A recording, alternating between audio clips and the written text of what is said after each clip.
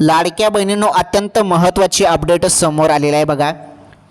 हे बघा, 15वा हप्त्याची ज्या बहिणी आतुरतेने वाट बघत होते, तो 15वा हप्ता जो आहे, 15वा हप्ता लाडक्या बहिणींच्या खात्यामध्ये, 1 मिनटं, 15वा हप्ता लाडक्या बहिणींच्या खात्यामध्ये येणे सुरू झाला. हो, तुम्ही ज्या हप्त्याची आतुरतेने वाट बघत होते त्यांना बहिणींनो, तो हप्ता सुरू झाला आणि थेट 1500 रुपये जे आहेत ते आता जमा होत आहेत DBTच्या माध्यमातून राज्यातील सर्व लाडक्या बहिणींच्या खात्यामध्ये.